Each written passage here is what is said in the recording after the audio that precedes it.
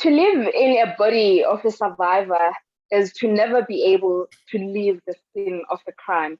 I cannot ignore that I live here. This is according to Blight Bad. My name is Isasi Pinkosi Mtingi, and today I'm your host here at the Young Researchers Hub, where science and the public become one. And today we're having our guest, Dr. SANDRA Thompson. And I definitely have to brag about this because Dr. Sandra is currently based in Ghana and we are in South Africa. So the young researchers have just made a breakthrough to the African continent by having our first guest as Dr. Sandra. Dr. Sandra is a PhD holder, is a researcher and a licensed counseling psychologist in Ghana. She works as an IB psychology teacher and well-being counselor at international school at Tema International School. Due to her passion for research, Dr. Thompson recently was appointed as the West African representative for SACOFA African peer-reviewed journal. Dr. Thompson's research interest is post-traumatic stress disorder and culture. Throughout her write-ups, Dr. Thompson presents convincing evidence that culture informs a person's interpretation of PTSD and the coping strategies thereof. Her expertise in PTSD and culture has created an avenue for her to lecture PhD students studying health and culture in the University of Ghana. In addition, the increase in traumatic exposure in Ghana has made Dr. Thompson highly sought after via media to educate people on management of PTSD. Dr. Thompson further organizes workshops for teachers and lay counselors to equip them with effective therapeutic techniques relevant to assisting adolescents to deal with challenges associated with their developmental phase. On weekends, Dr. Thompson specifically operates private counseling process sessions with families undergoing the in vitro fertilization process, IVF. Dr. Thompson aspires soon to work with a reputable university in Ghana, where she will continue to lecture with the Department of Psychology and counsel students at her convenient period. Dr. Thompson, thank you very much for taking your time to join us as young people. As we call ourselves, Young Researchers Hub, we are a group of young scholars who are interested in research, who are interested in finding solutions for Africa as a whole, and finding solutions that have our face. And today, having you with a topic where you infuse culture and psychology, and especially researching about people in Ghana and people in South Africa, specifically looking at the Xhosa people. That is us, that is our face. And we thank you for taking such a study. And welcome to the Young Researchers Hub. Thank you so much, Isa. Did I pronounce the name well? Yes, yes, you did. Okay, thank you so much. And I'm also excited to be part of the young researchers. That has been my dream, always sharing the knowledge I have with the young ones to take up the challenge into research to help resolve problems out there. And I'll say a very good evening from my end to all your viewers. Thank you very much, Doctor. Before we even get to the conversation, the area you explore and the work you do, I must first say it's commendable, and we need more people like you who give as much as they can to the community, especially navigating issues around psychology. And just before we started the session, I shared the quote that I read in the beginning, which says, "To live in a body of a survivor is to never be able to leave the scene of the crime, and I cannot ignore that I live here." And when you're speaking of PTSD, it's a very traumatic situation that some people never exit. But when I was sharing it, I was saying, this is the life of a Black person in this world.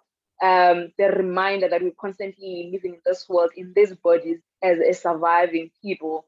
And to do that every day and having people like you who help us navigate that is a very amazing job. And we thank you for that. Just not to wasting time, I would love us to get into our conversation today. Your research topic says culturally informed coping strategies of post-traumatic stress disorder among the Black Africans in the Greater Accra region of Ghana and Black Africans in the Eastern Cape of South Africa. Firstly, please take us through why specifically this topic. What was happening, or what was the feeling when you went through and say, okay, this is what I want to tackle for my research? All right, so the interest actually was generated during my master's years. So what happened was the earlier interest was into suicide. And then later I realized that engaging with the DSM, when we look at trauma-related disorder, suicide is just an aspect of it. So later I said to myself, why don't I rather explore the bigger picture? And the bigger picture we're looking at is PTSD, which is post-traumatic stress disorders. And then I had to go there in terms of considering the cultural aspect for treatment, because I realized that there is currently an ongoing argument. And then the ongoing argument has to do with people considering the cognitive restructuring or the cognitive treatment from Ellis and Clark's model. And then others are also arguing from the cultural specific side. So at the end of it all, I needed to bring what we call a common ground, or I needed to fill what we call the gap in there. So considering completing that gap, or considering bridging the gap or finding the common grounds, I noticed that I need to engage more with Africans to understand exactly what is happening in terms of their ways of treating symptoms of PTSD. Thank you very much, Doctor. You actually mentioned something that I read on as I was preparing for a session, which is I'll ask the question later on. For now, may you please just take us through the background of your study and the introduction, just to lay a ground for us to understand, because I believe the whole psychological part of things for us is still a very difficult area to navigate and to understand. Good.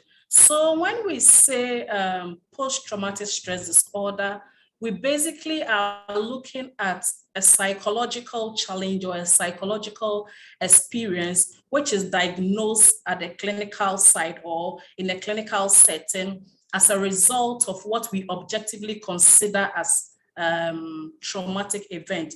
So some of the traumatic events could be maybe flood that could lead to the death of people or loss of properties. We could also look at vehicular accidents. We could also look at sexual violence. We could also look at severe illness or terminal illness of a loved one. So when you encounter such event, there is a likelihood that you will be experiencing certain symptoms that will lead into diagnosis of or diagnosing you as having what we call the PTSD, that's a post-traumatic stress disorder. So as we keep interacting, I'll be saying PTSD for short. So it's been noted that when you experience what we call traumatic event, some of the reactions or the symptoms that will lead to such diagnosis could be flashbacks, there could be distorted patterns of thinking, there could also be anxiety, there could be different forms of stressors that some even go to the extent of becoming depressed, and some even abuse substances. So in terms of this, when you begin to encounter this, all we need is to take you through treatment. But the ongoing argument here is this. On one side, some authors are adhering strictly to the cognitive model by Ellis and Clark 2000. This model is of the view that people begin to naturally experience some symptoms as a result of the exposure. Nevertheless, their thought processes about the experiences or the event is what leads to the term Ellis and Clark called sense of current threat. So the idea here is that it worsens the symptoms they are naturally experiencing, which could have maybe leave them, or which could have maybe vanish, for the lack of better word, vanish with time. Nevertheless, because they are having negative perception about the symptoms, they eventually tend to experience traumatic events. The other arguments where authors are holding on to cultural perception, they are of the view that the event itself is interpreted or is understood from a cultural perspective. And then the subsequent symptoms, which is considered natural, is also interpreted, or attributions given to it is from a cultural perspective. Therefore, in terms of treatment, there wouldn't be a need for us to use the cognitive restructuring, but there will be a need for us to visit the individual culture to understand what has informed their thought processes, and also to understand what the culture has prescribed to aid the treatment of those symptoms. So considering this argument, we needed what I stated earlier on, that something to fill in the gap. We needed a common ground. So the common ground here is that, are there cultural specificities, as people and other authors are saying? Is it true that the perceptions are entirely negative?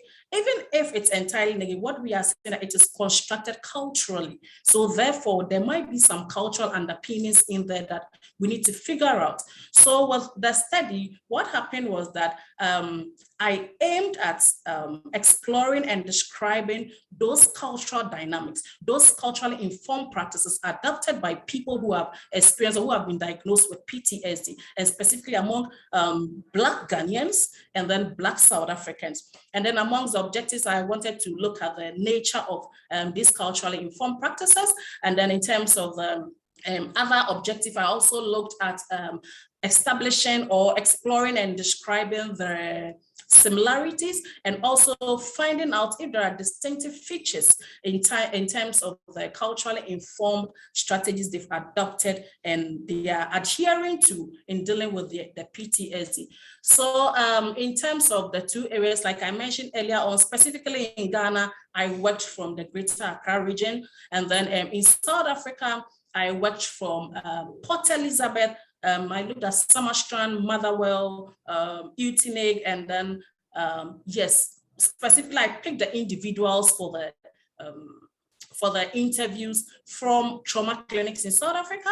And then here in Ghana, I picked the individuals who have once experienced the trauma from our mental health clinics. So we have what we call the Accra Psychiatry, and then we have what we call the Pantine. So that's why I picked my individual participant from. And then the idea here was to understand from them the actual treatment they adopted in dealing with the symptoms that ensued after the exposure. Thank you very much, Doctor. Black people across the continent, there are people who are dealing with many traumas outside of personal or individual traumas. Hence, I would understand your view of wanting to also understand the cultural perspective, because we're also growing up in communities where it's filled with trauma on its own. But this is my own, and I would want to understand from your part, when you crafted your problem statement, what were you highlighting? And also, may you please take us through the methodology that you used, and why specifically that methodology, and the framework, what informed your framework? Because one of the things we're trying to also achieve with the Young Researchers Hub is for people to understand what influences one's choice of methodology and theoretical framework, because there's also been a struggle in that regard. So we would like you to explain for us in a detailed manner what informed your methodology and what informed your theoretical framework, and what were some of the struggles you had looking at the issue that you were looking at culture of a Black people. in a what is mostly categorized a European system of education. Right. So in order of how we present our research work, I've exhausted that of the intro. So I'm going to take you through the theoretical framework first before we go through the methodology. So in terms of the theoretical framework, which in research, it basically has to do with a theory that is explaining the thesis statement, or a theory that is explaining the phenomenon you are studying. So the theory that specifically fits into my topic was that of the social constructionist theory. So with this particular theory, it is saying that through interaction, so as you begin to speak with people, you find some commonalities with, you begin to form meaning. Knowledge is acquired from that interaction. And then this knowledge, as it begins to circulate among the people who are having that conversation, it becomes their worldview. The worldview here incorporates their beliefs, their values, and then their practices. And then this worldview also turned out to become what we call a cultural context. So those group of individuals, so the Black Africans, when we begin to communicate about a particular phenomenon, say PTSD, we begin to say that someone encountered this PTSD and then we feel it has a spiritual connotation. Eventually, the group of the Black Africans get to understand it from that spiritual background. And then now we want to find out, how did the person cope? So if we get to understand all those nuances, we pick them up, and should any Black African encounter similar experience or similar disorder, they turn out to go back to that interaction and then pick information from it and abide or live with it. So that is what we term the social construction theory. So knowledge of the Black Africans is socially constructed through communication. Although this was the theory, there were some limitations to the theory, because it's mainly looking at the involvement of society, how society shapes behavior, and then it ignores that of the triadic reciprocity, as in how the person, the cognitive process of the person also shapes the behavior. So whereas social constructionist theory is basically saying that through interaction, we form meaning and we begin to adhere to whichever belief we are all holding on to. There are instances, which was also evidence in the data I collected, that you find some individuals who reason through the culturally informed meanings, and then they will say to themselves, no, I will rather opt for this. Or alternatively, they will hold on to their cultural practices, but they will also adhere to what their individual perspectives are considering. So that is more of the theoretical framework. And then in terms of my methodology, it was purely qualitative. Why? Because I want to understand reality as it happened to people. So it's required that I do a pure qualitative study, and the research design I employed was the post-positivism and the interpretive approach, which is situated in qualitative, descriptive, and exploratory research. So the idea here is that, like I said, I want to understand people's experience, and I can only understand that by getting to interact with them, by getting to probe further what they are experiencing, to have the comprehensive idea of why they will adhere to a particular practice. And then in terms of my sampling technique, I use non-probability, obvious, it's qualitative, so I use non-probability sampling technique, and I looked at purposive sampling technique because I want groups of people who are experiencing a particular phenomenon that I'm studying. And in terms of the size, qualitative, I used, so this was it, I looked at 15 people minimum and then maximum of 20 individuals for the interview. So I looked at interviews, and I also looked at focus group. I did focus group discussion. So with the interview, like I mentioned earlier, 15 minimum, 20 maximum. And then with the focus group discussions, I considered 4 groups. So it was minimum of 3 individuals in a group. And I was also looking at 4 groups, or maximum of 6 individuals in a group, of 4 groups. So this is what happened. In Ghana, I looked at the major ethnic groups. So we have the Akan, we have the Gans, we have the Ewes, we have the Mole Dagons. And then in South Africa, I looked at the Isi process, and then I looked at the Africans. Someone will ask, why did you use the Africans? I use Africans because the Employment Equity Act of South Africa says that the term Black is a generic one, and it incorporates the colors. So I decided to add the colors to the skin Black South Africans to group them as the Blacks. And with a research procedure, in Ghana, I also indicated that at the onset, I sampled my participants from Accra. There is Tema, there is Ashaiman, there is Mamo Beef, that is for the individuals, and also from the clinics, there are people living around Pantai and people living there in Accra. And then in South Africa, I've also stated that earlier on, Summerstrand, specifically Nelson Mandela for my individuals, most of them were students, and then Motherwell, Udine, and yes, so these are the major areas I sampled my participant from, and I also went to trauma clinics for the individual. So after I collected the individual, I was told most of them are coming from Nelson Mandela, where obviously I was schooling, so it made it much easier for me to assess my participants. And then in terms of ethical issues, I had my ethical clearance from Nelson Mandela, and after the ethical clearance, you know, that will say cover me for South Africa. So I had to contact someone in Ghana, University of Ghana, Legon, to also explore for me how I can get my ethical clearance to collect my data.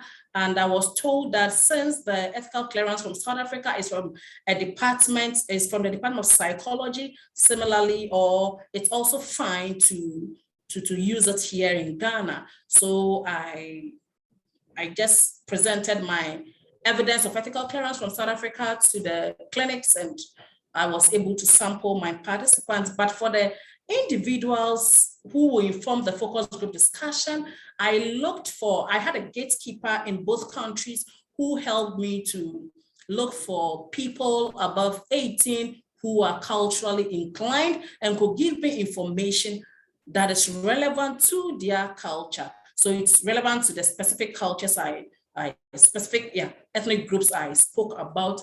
And yeah, in terms of methodology, you know, we do what we call data analysis.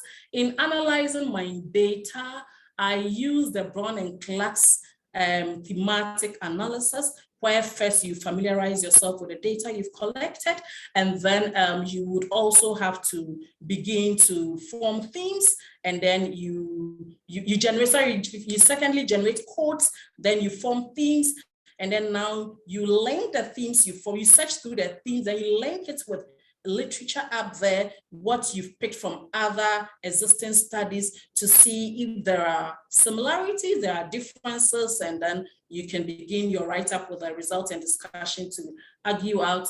And yes, in terms of qualitative, you need to ensure what we call trustworthiness. So in terms of trustworthiness, for instance, credibility, which is similar to validity, I ensured that my study was valid, and this was evident in my consistent meetings with my supervisor.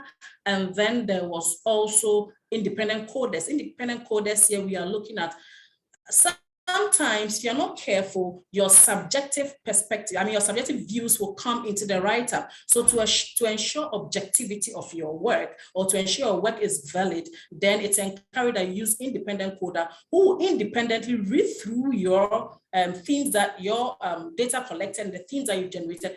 They will also, let me make it simple for us all. So they will take your data, and then they will go through to also generate separate themes, and then you also generate separate themes. And then now you meet to see if the codes and then the themes you are coming up with, so usually the codes you are coming up with, are they in line? Are there differences? Why is this independent coder using a different theme from your theme, or a different code from your code? So with mine, this is what my supervisor organized. What he did was, we had an independent coder.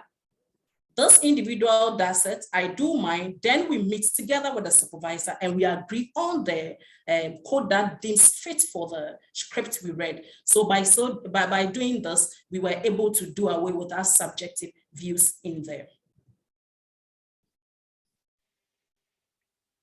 Dr. Thompson, that was like an amazing detail of the process that you went through. And it fits perfectly with what we're trying to do, that not only we want the researchers to share with us their recommendations and findings, but also their processes, because what we're trying to do is to equip people with the skills.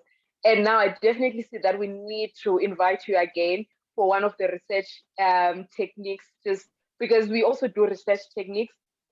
We've done research methodology, we've done literature review, and then we will gradually also have, I think this month we'll be having ethics on research.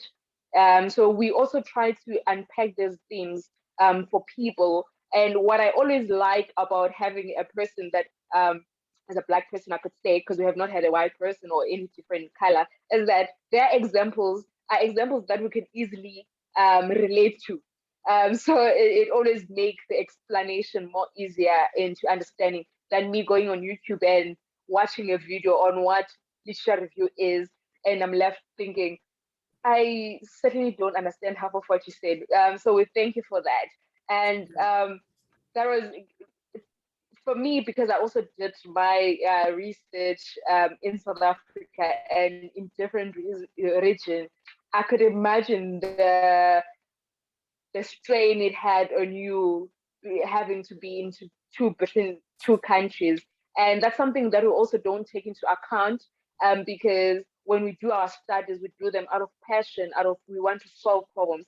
But some of the things that we need to understand is the logistics around our research data collection and our research analysis, its feasibility, the financial implications to that when you have to do all of that.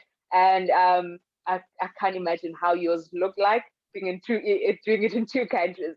But moving right along, Dr. Thompson, may you please then take us through with some of your findings, some of your major findings into the study. And then we'll then go into our recommendation just right after that. But you'll just go through your findings, and then we have a conversation of that. Then we have your recommendation. Sure. So in terms of my findings, they were so beautiful. It's made me as an individual respect culture so much to an extent. And I feel that as Africans, from my findings, we are one, let me put it that way. So with the individuals, if you check my chapters, you realize that I had a separate chapter for individuals in Ghana and the individual interviews in South Africa, and a separate chapter for the focus group discussions in Ghana and that of South Africa. So let's do the discussions in Ghana. So in Ghana, I realized that similarly, the traumatic events they encountered were those mentioned in the Diagnosis Statistical Manual, DSM-5, and it was also the same for South Africa.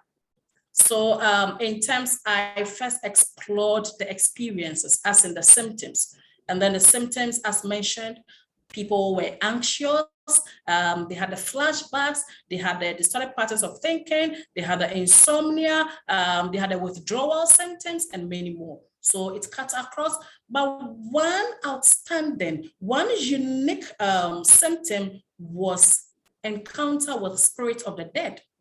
That is what has not yet been mentioned in the DSM, but I found out from both countries. So with the individuals in Ghana, in terms of coping with these symptoms, they were of the view that they will pray. So the religious side, Christians, they will pray. And then for the Mole Dagbons, who are more Muslims, they said they will go to the mosque. And then the other one was they were going to see traditional healers. So there at the traditional healer side, they would use what we call the Momodica foetida. That's the scientific name for a particular plant. So with this plant, they will use the leaves. Here in Ghana, they'll drop the leaves in water, and some will drink the leaves and then they bath with it. So this was peculiar to the Akans, the Gans, and then the Ewes in Ghana. But for the Mole Dagbons, they were using a plant called Mori. They spell it Morri, and similar, they will drop it in water, they will dip it in water, and then they will bath with it. So the idea here is that as they bath with it, it cleanses them of the symptoms, and then it sends spirits away. And then the other symptom the coping strategies they adopted was the social support. So here in Ghana, they will tell you that they receive massive support from friends and from families. And then some will also tell you that, I think it was just one participant who adopted the personal means. The personal means here was because he was attacked by armed robbers at a gunpoint, so he became traumatized, and that he felt like he needed to tighten up security at home. And in terms of South Africa, well, the EC process, they also would pray. Most of them, or I would say almost all of them, would pray, and then they will see the Sangoma who would help them bend the mpepo. So this is how it works. As the smoke goes up, they say we're simultaneously with the smoke, and then the belief is that ancestors get to hear of their cry and they help them do away with the symptoms. And then there in South Africa, they believe in the social support, but in South Africa, they will hardly talk about support from friends, but they spoke about support from families as the immediate family. And then with the Africans, whereas the EC process will use the mpepo, the Africans, I think their culturally inclined way of doing things in terms of PTSD was more of prayers. So they had nothing to do with the mpepo. And now the other thing, that other copy that was striking for me, and I was more surprised, and of course it was something that was highlighted in my intro, considering the two arguments from the authors, was that for professional counseling, most of the individuals in Ghana will go and see the counselor once, and that's it. They will resort to their cultural practice because they believed in the past it helped people, and similarly it's going to help them. And this takes us back to that knowledge has been cultural, it has been traditionally formed, and it has been culturally or collectively constructed. And then in terms of South Africa, similarly, individuals will tell us that, yes, we went to see the clinicians for some time. We saw the clinical psychologist or the counselor psychologist for, say, once, twice, but hey, we needed to commit to the use of mpepo, we needed to pray and order. So it was observed that in terms of coping, both countries, that's Ghana and South Africa specifically, the EC process, they will resort to their traditional practices, and that the Africans, traditional practice, that is more of the use of the leaves, and then the Africans will resort to prayers. Nevertheless, when you put all individuals together, in both countries, they all resorted to the Christian practice, which is called the prayers. So I coined this term known as religio-cultural practice. So it was observed that even a staunch Christian will merge the practice. A staunch Christian will say prayer, and after that, go and see the Sangoma, or we'll see a traditional healer to perform those cultural rituals. And then another thing that I noticed was that, so yes, I asked participants because they had dynamics in terms of the coping strategies, I asked them to rate their coping strategies in order of importance. So I realized that here in Ghana, the religious cultural practice, mixing both practices, were so relevant to them. And then there in South Africa with the EC process, the cultural practice, consulting a Sangoma was the one that emerged first before the religious cultural practices. So the only difference here is that in Ghana, they will mix the practice as a participant. And then in South Africa, they prioritize that of seeing the Sangoma.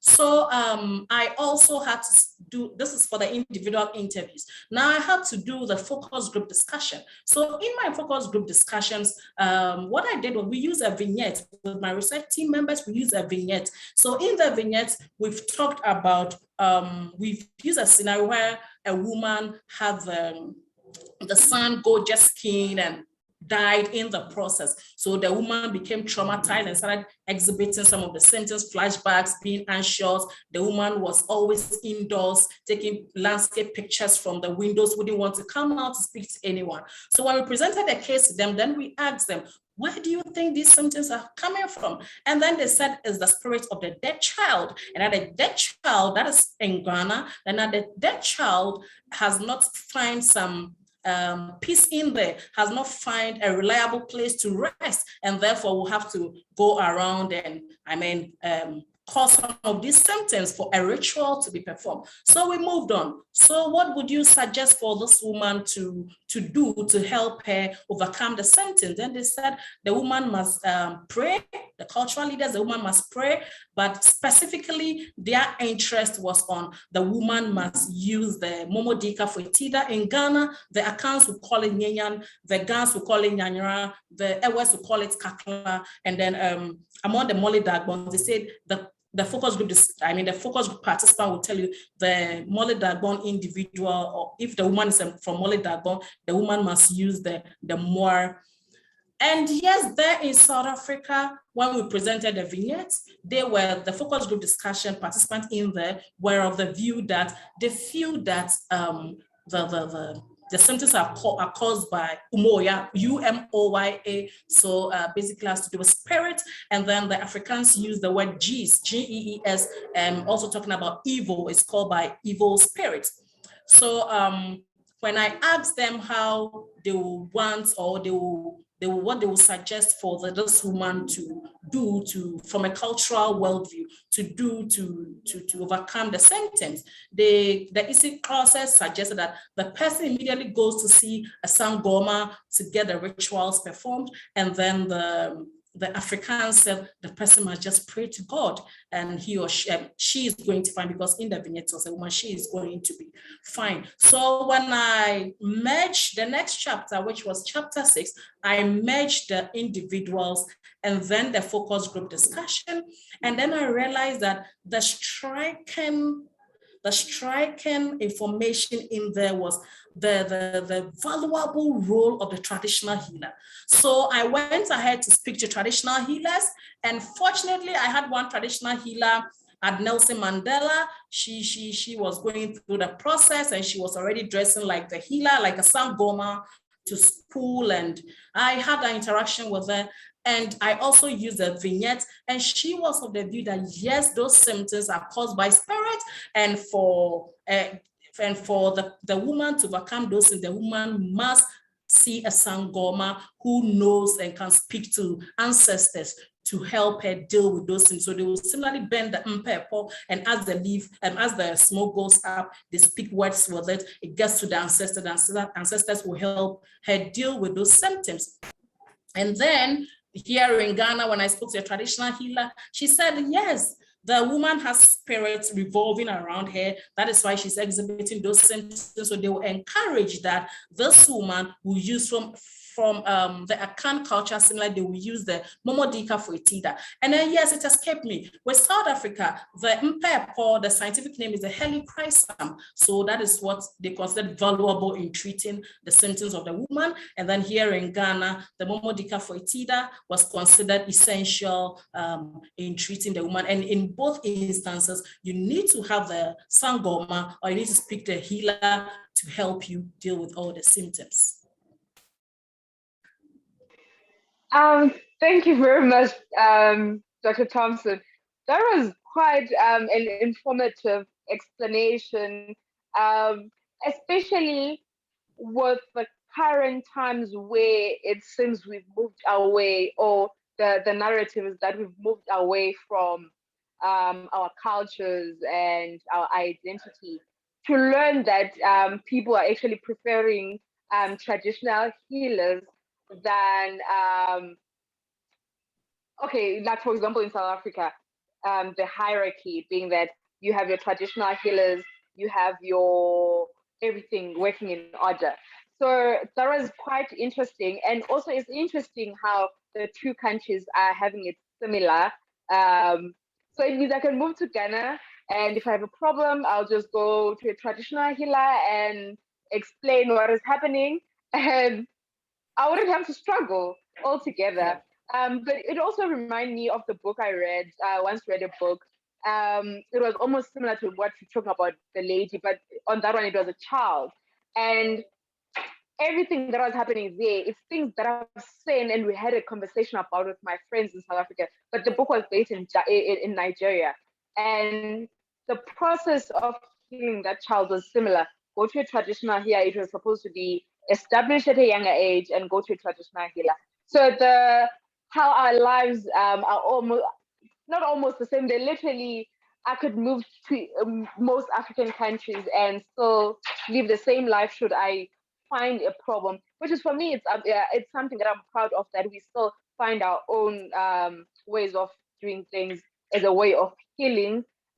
Because you also mentioned on your paper that the mixture came as a result of the mixture of culture and Christianity as a result of the colonization of the people. But back in the day, things would have been different. And based now, Doctor, on your, I understand the story you were talking about, the lady going, but in a full detail, what are some of the recommendations around your research? I'm looking specifically from a perspective that there's this understanding that as a young people, we facing so much trouble, but we find ourselves moving away from our traditional ways of healing as compared to the people you engage with. So what are some of your recommendations to see that the country, people in these different two countries are struggling, especially with PTSD? What are some of your recommendations, both for the individuals, but also for the people working as professionals dealing with these issues? All right, thank you. So I came up with a draft checklist. I proposed a draft checklist. And on the checklist, specifically, I was speaking to clinical practitioners. I was speaking to psychologists. I was speaking to experts who are assisting people experiencing symptoms of PTSD. And the first message to them was for them, or is for them, to incorporate those cultural ideas. So this goes back to a friend of mine, Tembeka, who did something on cultural competence, cultural effectiveness. So as a practitioner, you need to engage to know more about your client's culture. It's only when you get to understand the culture of the person that you get to see how the perspective, the cognitive processes is formed. And it also helps you to identify those maladaptive behaviors that you would want to change. But if you sideline the culture of the person and introduce your perspective, your Eurocentric ideas, then you get to tell the client that I'm not interested in your culture, so find your way indirectly. And definitely, this has also accounted for the main reason why people see the practitioner once and that's it, they are not even going to see them again. That is my participant. They are not even going to see it because you are not mentioning anything in relation to their culture. And from what they've constructed as a result of communication, yours do not fit in. So I said to practitioners, if you inculcate those cultural ideas, it helps you understand your clients. Your clients will yearn for you more because you understand his or her culture. It would want to patronize your sections. And then secondly, if you get to understand, you get to interact with the client to understand where those symptoms are coming from. This is where you get to know that they formed some views from the cultural background. And then also, this is where if a psychologist or a professional, you get to know you are not familiar with the culture, then you refer the client to someone who is well-versed or someone who can support the client go through the process. So what I said, the novel thing about my thesis was that incorporate the cultural ideas. Do not make them so independent, the cultural ideas and then the clinical part. Do not make them two separate things. Merge them and then figure out what you feel is not helping the client. And then again, if you help the client deal with what is not helping him or her, the client goes back through that same social constructionist perspective. The client, that just one client, goes to communicate and change the cultural perspective to fit into what you, the practitioner, feels is the best for them, but not to wipe away the cultural practice entirely. And then also at the end of the draft checklist, I indicated that it's time for practitioners to begin to work closely with traditional healers because, hey, most people, that's my participants, most of them had to see the clinician just once and go to the healer. What is it about the healer that we have got no idea yet? It's about time we merge our practice with the healers. Let's find out what exactly they are using. We can go into even research about, it was during my thesis period that I realized that in terms of the helichrysum and the momodica foetida, they both have some health values. They help the client sleep well. They help the client to an extent deal with pains. So if these are major things the client is encountering and it's contributing to worsening the sense of current threat Ellis and Clark is talking about, then there is a need for us to understand the client and then make a way forward. And then in terms of the recommendation, I'll also urge future researchers to consider looking into, say, the role of the traditional healer. What exactly? So they could interview more traditional healers to know what exactly is the trick. What is the hidden agenda? What is the hidden thing that is yet known to the clinician that is preventing people, especially Black Africans, most Black Africans, from patronizing the clinical settings and rather will run to healers when they encounter symptoms of PTSD. And I also suggested to the academic community to engage more into culturally informed practices. What is the role of culture? Why is it that people are still resorting to culture, irrespective of what is considered the universal way of doing things? But hey, if you go into my literature, you get to know that DSM, it was generated from just one culture in the States. So if we are saying that the disorder is a universal thing that we need to address, why must you base on just one culture and then you generalize the information to us all? There is therefore the need that if it's a universal phenomenon, we should incorporate universal cultural practices into healing people encountering symptoms of PTSD and not imposing just one cultural ways of doing this. So I recommended that it's about time that we ensure comprehensive treatments of symptoms of PTSD by merging practices, specifically clinical practices and the role of the traditional healer or the way traditional healers support people experiencing symptoms of PTSD.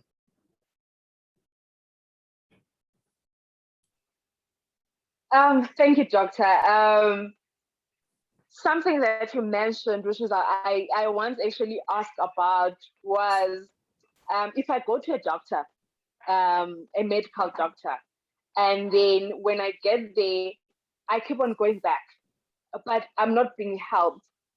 Is there a way that we've found that when a doctor, maybe if they're spiritually gifted, if they can see that your problems are not Western medical, but it's more rather it's spiritually issues that you're having, instead of you going back and forth, then to advise that if you do believe in the traditional aspect of things, I think that's where you'll be helped the most, which goes back to what you're saying, that the two must match.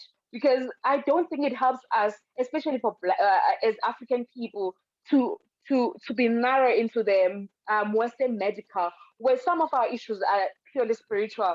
So I keep going back um, to the doctors. They keep doing scans. They can't see what's going on in me, but I'm sick. And so there has to be a point where we merge the two because of our reality as a Black people and how our bodies operate. I think it's injustice to the people that we confine them into the Western medical, especially if there are some of us who grew up in families where the traditional aspects have not been practiced, but later on in your life you then encounter a problem, but it's more spiritually inclined. You keep praying, you keep going to the doctors, but you keep getting sick. I think the medical side, be it on the psychological side or physical, they have a responsibility to the clients in that regard. And I fully wish for a time where we can actually get to that point where we don't keep on keeping people doing the same thing when it's not waking up. And also, Tembeka, I was having her a week before last, and she mentioned something around we always use sometimes the traditional aspect as an alternative after it had failed. Yeah. And now it gives the stigma around the traditional side not being too important because it has to be used when all is been lost in terms of the Western medical side. But I think if we're to get to a point where we do away with the stigma and actually allow people to use it as a first choice and be okay with that, it will take our countries and our people's healing forward. But the last thing, Doctor, there are young researchers here. Some are interested in psychology, and I would like you to take us through if you had written any suggestion of areas that still need to be explored, that could allow us as a Black people to have more knowledge of who we are and the issues we're finding ourselves in. Right. So, with my research, I looked at varying traumatic events. So, like I said, flood leading to death, terminal illness. I looked at vehicular accidents and all that. So I'll encourage that future researchers would look at, say, one particular traumatic event. So, for instance, rape. How are victims coping, or how did victims cope with this particular, those symptoms that ensued after that encounter? So when they are done, they can decide to maybe compare with another country or within the same country, varying cultures, to find out exactly how people are coping after an encounter with a particular traumatic event and not the varying event. And then also, I will suggest that emerging researchers or new people would want to go into research would also try to find out exactly how colonization has come to sort of mix up with our cultural practices, and yet we are holding on strongly to cultural practices, but still holding on to that of the Christian or religious practices. And then I would maybe suggest that most importantly, we begin to explore more about the role of the traditional healer in the clinical spaces. And just as you say that, Doctor, there's a question on our Facebook side. There's a Notulana daughter first says, well done, Dr. Thompson, Asan, quite informative presentation, so proud. And then also further says, quite an interesting idea of merging clinical and Sangoma treatment. How may that be done practically? So please take us through, Doctor. How do we merge the two? How do we make it one? Okay. So like I indicated earlier on, considering the checklist that I developed. So what we can do is the practitioner having a client for the very first time in the section should get to understand the culture of the client.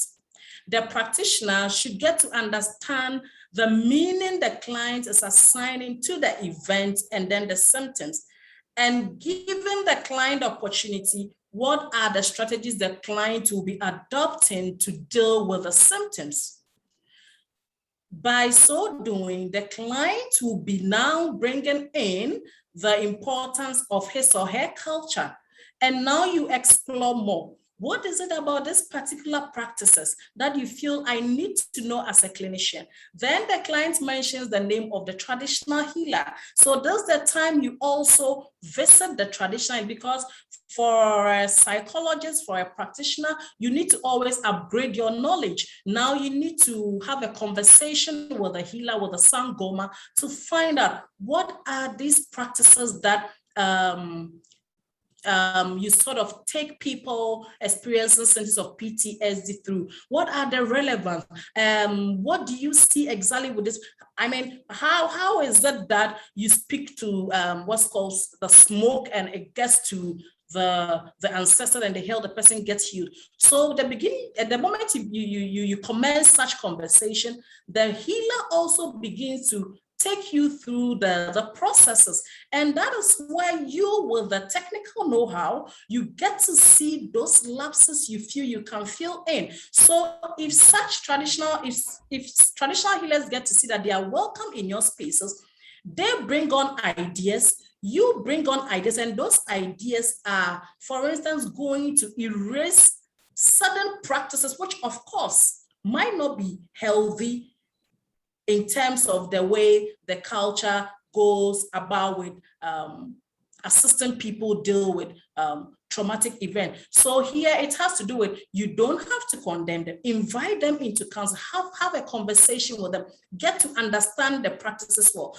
Because when I had a conversation with healers from both sides, this is what I picked out, which I'm currently exploring. I realized that with their practices, most of them are targeting at the spiritual side, as in you use this to do away with the spirit. But you get to that sometime when you ask them, their participants are still experiencing some flashbacks, but they feel that because I've met with a healer, everything is okay for now. But there are other existing symptoms that they are yet to deal with. So if the clinician get to interact with a practitioner and that, with a healer, and you give the client permission to say, go and perform that particular rite, bend the impepo, get things done, and then you come back for sessions, the mere fact that you've respected the client cultural practice, the client will obviously revert, and then you ensure that now you introduce your cognitive way of restructuring those negative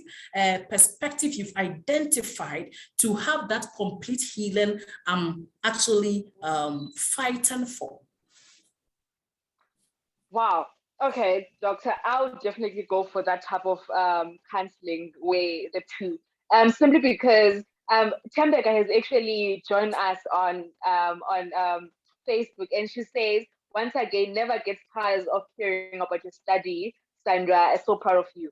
And I mentioned to her on her interview as a question, because I was not doing the interview that day, that sometimes I would feel like, okay, I can go for counseling, but I feel like the counselor would not understand some parts of my cultural way, or so rather what I'm struggling with spiritually. Um, so me going there, it's still not complete, as you say, because now I cannot explain that, oh, I saw this in dreams before it happened. Um, or maybe I was shown this. So when you say I go and do my cleansing and come back for the cognitive, to me that looks like a complete healing. Um, because each one of these people are playing two different roles to heal one person, because our spirituality plays an integral role in who we are, and our cognitive plays a role, but if those two are not in sync, then we're having a problem. And I think that idea is amazing in terms of moving us forward. And also just because we have another question on Zoom, but to tie this one on, as I was saying, that I found myself that I was struggling. You mentioned that a great deal of emphasis by Ghanaians and Isikosas of South Africa was on dreams, and such interpretation were deferred to authoritative individuals.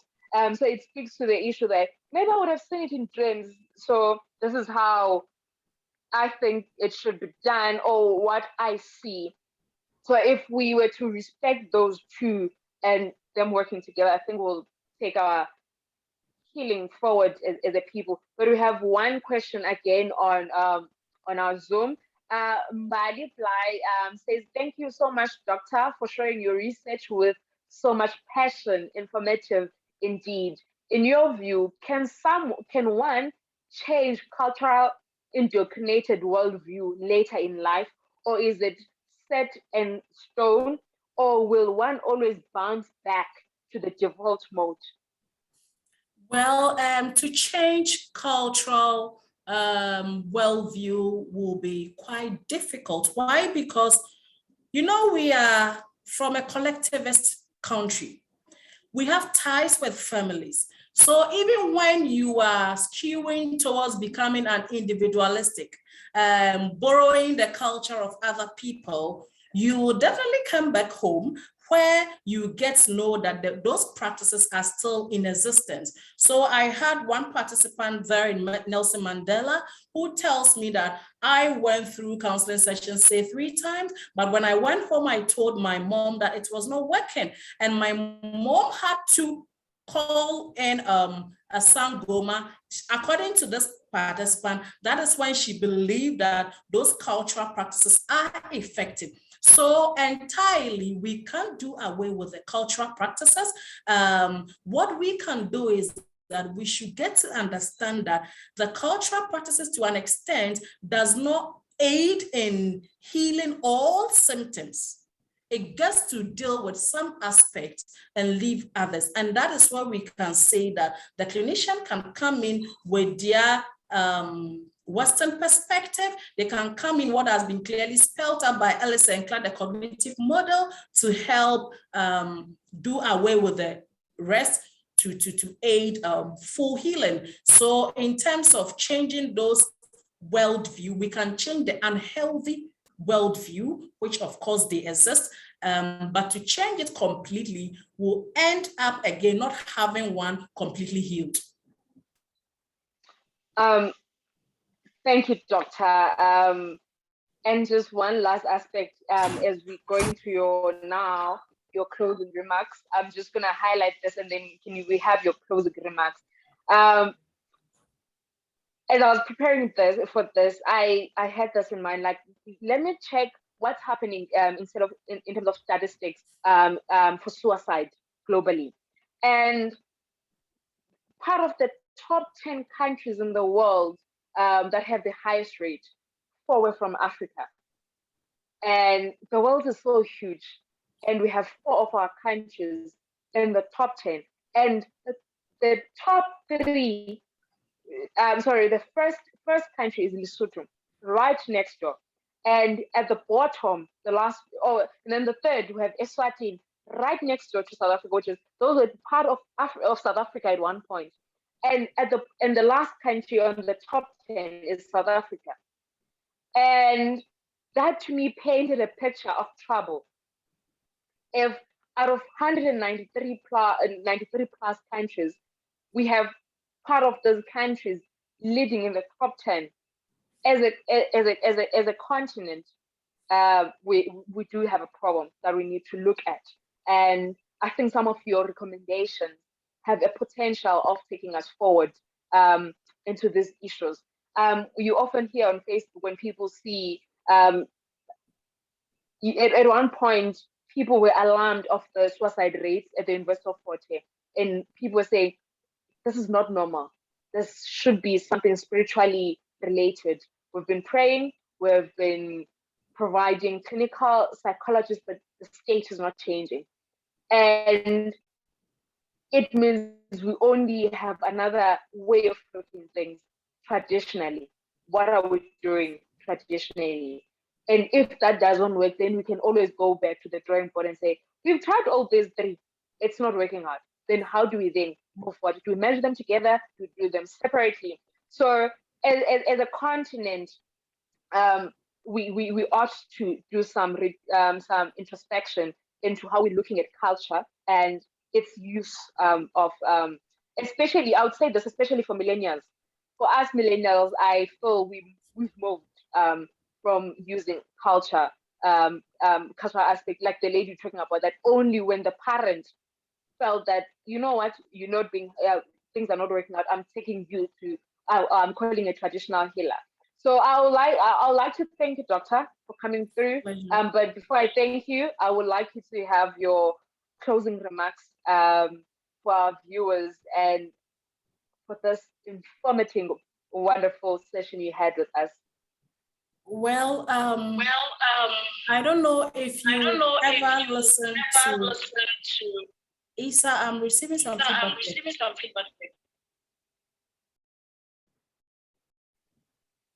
I'm gonna mute my and then you can check. Sure. Okay, good. Sure. So, yeah.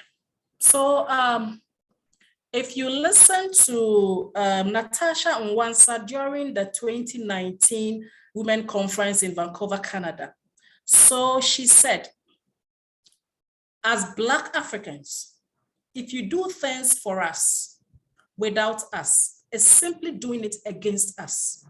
So the meaning here is that our culture is very significant. The way we do things is very, very important. And we can't borrow that of other cultures without incorporating ours.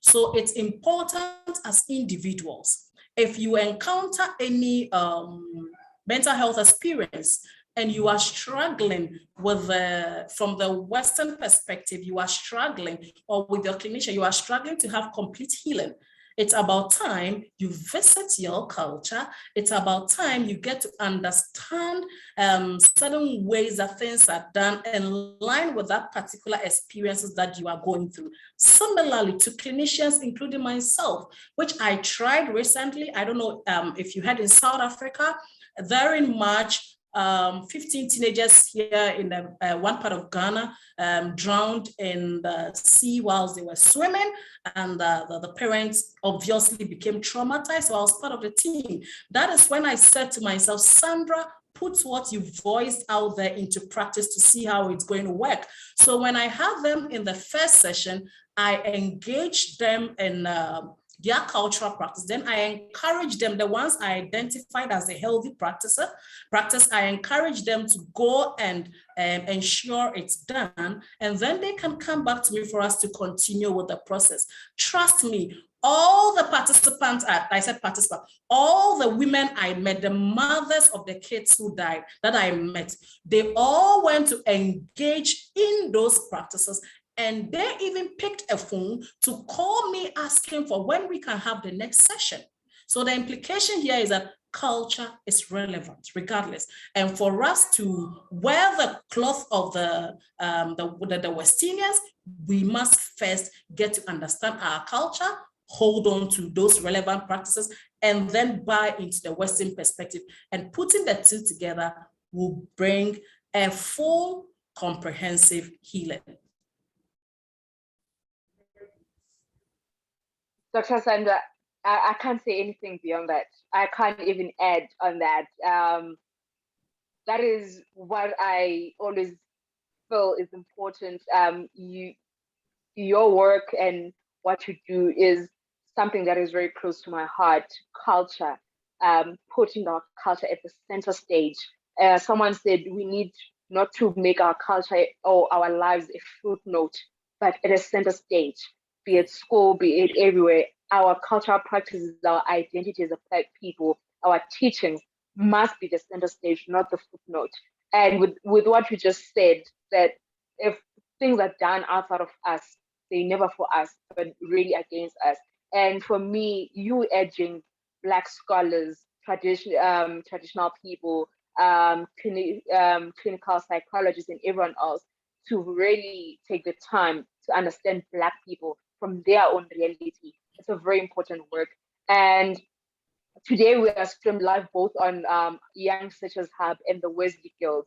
And one of the reasons why I love working with the Wesley Guild is one of the things that I found when I got into the church was me being allowed to continue practicing my cultural aspect while I still go to church. And these are conversations that become difficult, especially in the church space. There've been conversation fights, demonizing ancestors and all of that. So to find a church where you can be comfortable on both, I think it's very much important for Black people. And today, for us at the Young Researchers Hub, we thank everyone who took their time and listened to us. And once again, I'm going to brag. Today, we're live in Ghana. So it means as Young Researchers Hub, we've penetrated African continent, and we're hoping to find more people across the continent. Solely also because we need to learn about other African countries. One of the things that I'm not proud of as a South African is how we've been always labeled as the kids who don't know what's happening in other parts of the world. It's very embarrassing. It's very embarrassing. I apologize on our part. I would meet people who know about Shaka Zulu and everything else this side, and for us, like, besides Komenkure and the few we're necessarily not there yet. So I think this will also be a platform where we get to teach each other of the different things. Because now today I learned that I can move to Ghana and still be the same person if I have problems, if culturally there are issues, if I were to stay there for a year and I need to consult a traditional healer, I don't need to fly back to South Africa and face those troubles. So it is as much as home when I'm in South Africa, when I'm in Ghana. And so for everyone, the country has moved to level 1. Please continue to sanitize. Please continue social distancing. Make sure you decide how you're going to protect yourself. Some people are for the vaccine, some people are not. There are different reasons for that. But in all of that, may we please try and protect each other and find ourselves in a position where we go back to whatever normal that will be there. Recoup our economies as an African continent. We're currently suffering in terms of our economies. The sooner we go back and recoup them, the better. So let's fight together to fight the pandemic. There are many pandemics for African people. Ebola, malaria. We have the current pandemic. We still have what will be termed most of the time neo-colonialism. There are many issues we have, and we need everyone to fight this. So from me, Isasipin Kosimding, your host here at the Young Researchers Hub, I say thank you for your time, and may you have a great evening and a good weekend, and may you please be safe. Don't drink and drive. It's a Friday and we're on level 1. So please be responsible on the roads. For me, thank you very much.